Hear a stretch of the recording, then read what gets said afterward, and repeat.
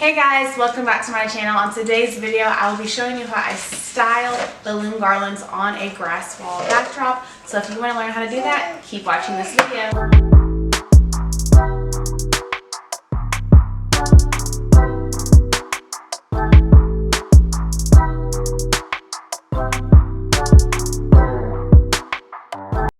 So these are all of the balloons. I've already blown them up and strung them together so that they can go outside. I have two sets of garlands that are going outside on my grass wall. And so next, let's get outside and style the balloons. And now this is how I style the balloon garland. I'm gonna attach it now to one of my backdrops. This here is my 4x6 wall that I do with my event rentals. So right now I'm just attaching the bottom of this balloon garland to the legs of the grass wall. It's your boy Ryan coming back for the next YouTube show. Ryan's World, Ryan's Playland, Ryan's World, and we all live in it. Today is the day that Ryan gets to witness greatness. He gets to see his mother make another balloon garland. Or no, this isn't a balloon garland. Another balloon garland. And see his dad photography, videography. Well. That's right.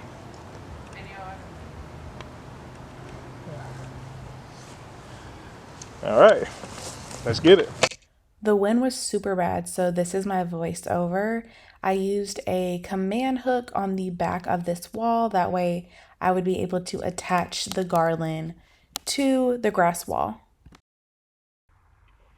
I actually ended up putting two command hooks on the back of this grass wall, and now I'm just tying the top part of the balloon garland to that command hook. That way it can stand up straight on this left side, and then I'll just continue the process of tying the garland. I'm also using 260 balloons. I forgot to mention that. Those are great for tying your garlands to any object.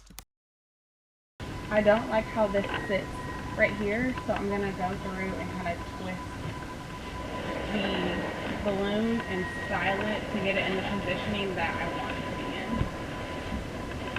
in. So as I had said earlier in that first clip, I did not like how the balloon sat after I attached it to the grass wall. So I decided to kind of like position the balloons, move them around so that the little small clusters could show and that some of the bigger balloons could also show as well. I love when balloons have dimension and they aren't just all the same size across the garland. And I went to go run because one of my balloons blew away. But I got it, and we're going to put it back on the garland.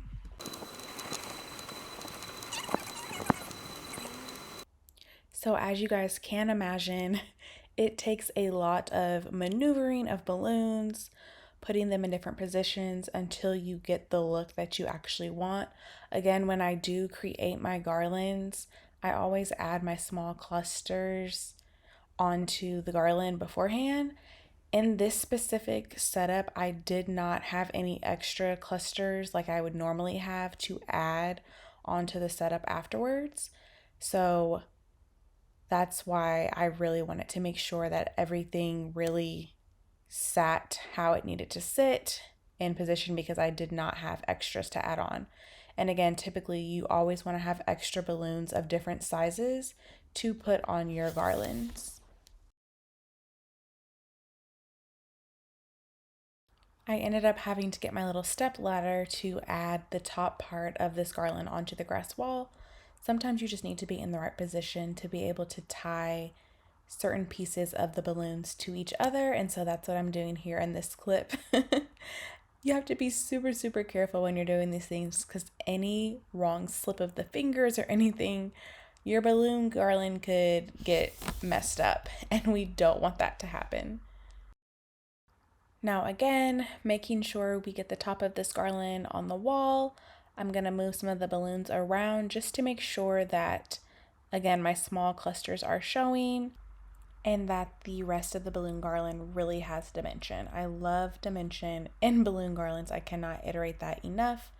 Having balloons of the same size just to me doesn't symbolize a quality balloon garland.